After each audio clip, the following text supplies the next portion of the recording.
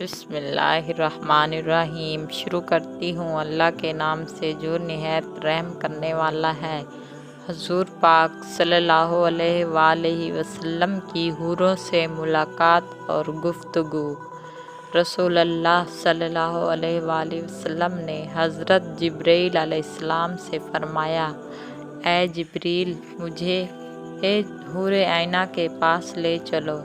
تو جبرائیل علیہ السلام حضور پاک صلی اللہ علیہ وسلم کو ان کے پاس لے گئے تو آپ صلی اللہ علیہ وسلم نے ان سے پوچھا، تم کون ہو؟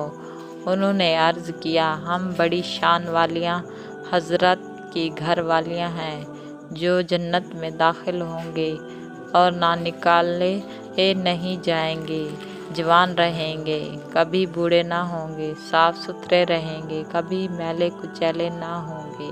رسول اللہ صلی اللہ علیہ وآلہ وسلم نے ارشاد فرمایا، میں تمہیں جنت میں جانے والے مردوں حضرات کے متعلق بتلاؤں؟ نبی بھی جنت میں جائیں گے، صادقین بھی جنت میں جائیں گے، شہید بھی جنت میں جائیں گے، اور وہ شخص بھی جنت میں جائے گا جو اللہ تعالیٰ کی خوشیوں کے لیے اپنے مسلمان بھائیوں کی ملاقات کے لیے شہر کے کسی کونے میں سفر کر کے جائے۔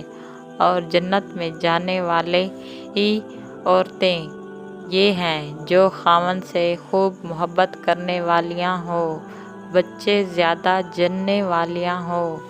جب خاوند اس پر ناراض ہو یا خود ناراض ہو تو وہ خاوند اس کے پاس جا کر اپنی بیوی کے ہاتھ اپنے ہاتھ میں دے اور پھر کہے، میں اس وقت تک آرام نہیں کر سکوں گا جب تک تو مجھ سے راضی نہ ہوگی۔ سبحان اللہ عظیم۔ رسول اللہ صلی اللہ علیہ وآلہ وسلم نے ارشاد فرمایا، سبحان اللہ عظیم۔ جو شخص ایک مرتبہ سبحان اللہ عظیم کہتا ہے تو اس کے لیے جنت میں ایک درخت لگ جاتا ہے۔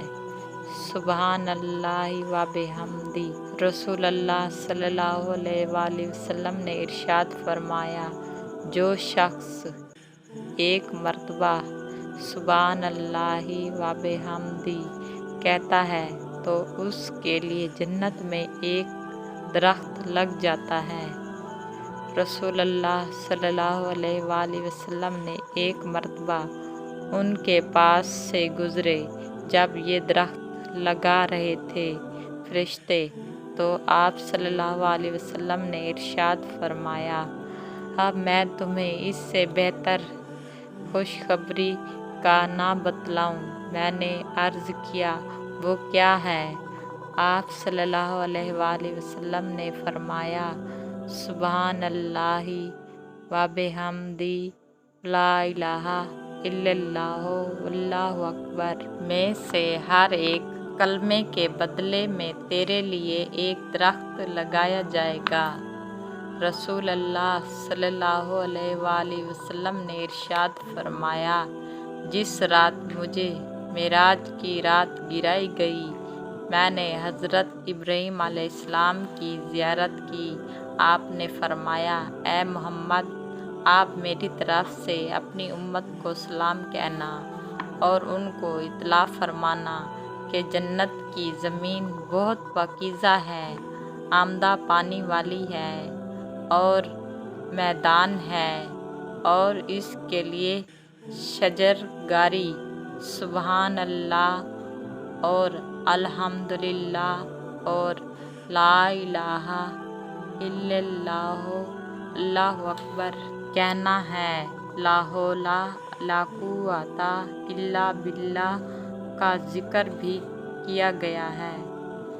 جو شخص اللہ تعالیٰ کی تسبیح بیان کرے گا، اس کی حمد ثنا بیان کرے گا یا اس کی تکبیر پڑھائے گا اور بیان کرے گا یا اس کی تحلیل کلمہ طیب بیان کرے گا، اس کی جگہ اس شخص کے لیے جنت میں ایک درخت لگایا جائے گا جس کا تنا سونے کا ہوگا اور اس کا اوپر کا حصہ جوہر اور یاقوت کے تاج کا ہوگا، جس کے پھل کنواروں کی چھاتیوں کی طرح ہوں گے، جھاگ سے زیادہ نرم اور شہد سے زیادہ میٹھے۔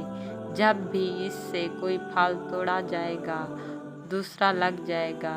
پھر آپ صلی اللہ علیہ وسلم نے فرمایا، اکثر سے میوے کثرت سے کھاؤ گے جو نہ ختم ہوں گے، جیسے کہ میوے فضیل تمام ہونے سے ختم ہو جاتے ہیں، اور نہ ان کی کوئی روک ٹوک ہوگی اور نہ وہ ختم ہوں گے۔